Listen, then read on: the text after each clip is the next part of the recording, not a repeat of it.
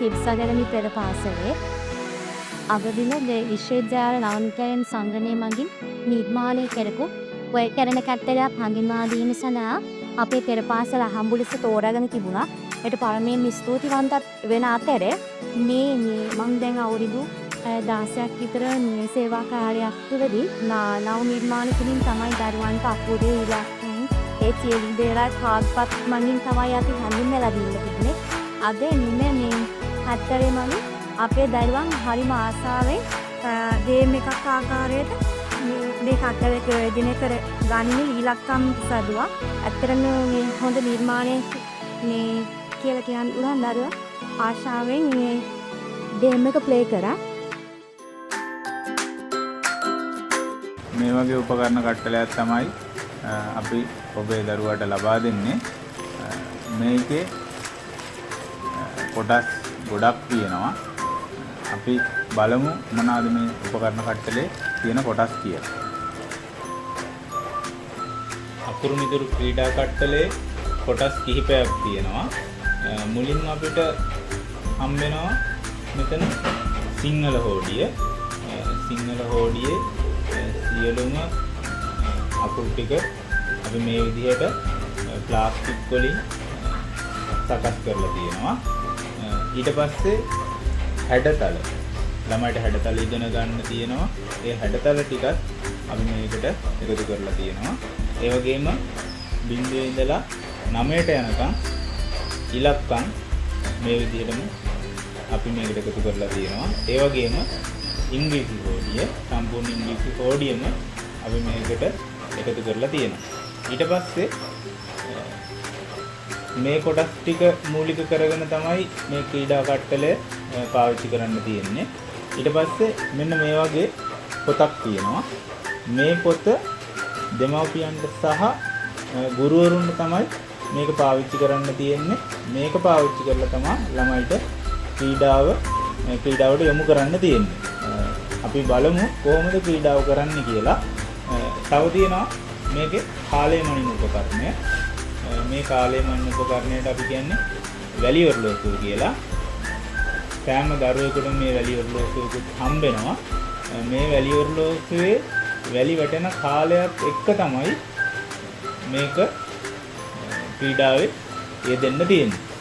ඔරලෝසුවකින් කාලය මනිනවට වඩා දරුවට මේ වැලි ඔරලෝසුවේ වැලි වැටෙන එක සමීප නිසා අපි මේකට වැලි ඔරලෝසුව එකතු කරලා තියෙනවා.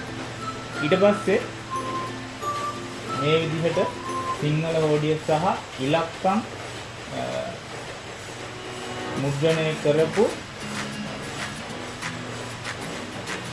රෙදි වලින් නිර්මාණය කරපු කොටසක් හම්බ වෙනවා. ඊට පස්සේ ඉංග්‍රීසි හෝඩිය සහ හැඩතල මුද්‍රණය කරපු කොටසක් හම්බ වෙනවා. මේ තමයි ක්‍රීඩාවේ පෙත විදිහට අපි යොදා ගන්න කොටස් දෙක.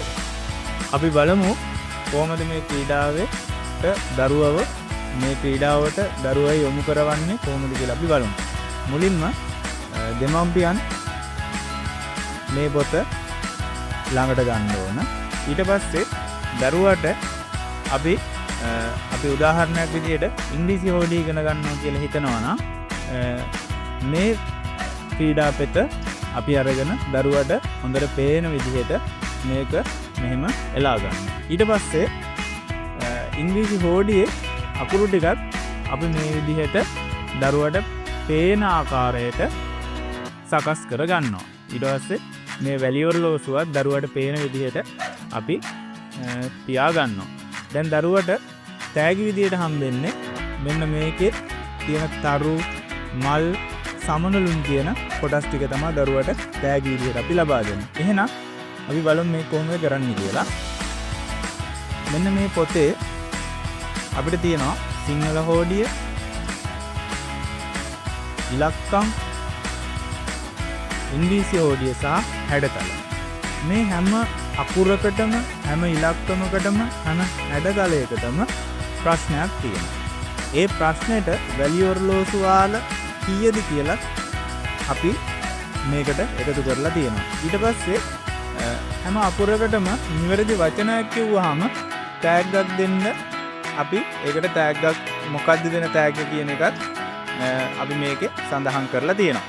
මුලින්ම අපි හිතමු ඉංග්‍රීසි හෝඩිය තමා දරුවට උගන්වන්නේ කියලා.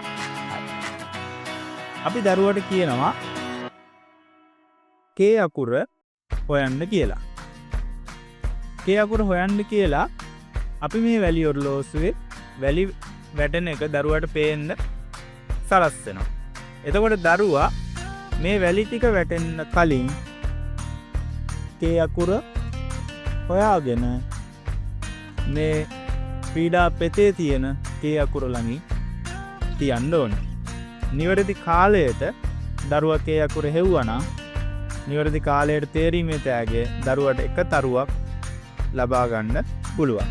ඊට පස්සේ අපි තරුවක් මේකෙන් තරුවක් අරගෙන දරුවට තියාගන්න කියලා දරුවා ළඟ තියාගන්න කියලා දෙනවා. ඊට පස්සේ අපිට පුළුවන් එක වසරේ දෙක වසරේ ළමයෙක් නම් පෙර පාසල් දරුවෙක් නම් අපි කේ අකුර සෙව්වට පස්සේ ඊළඟ කොටසට යන්න පුළුවන්.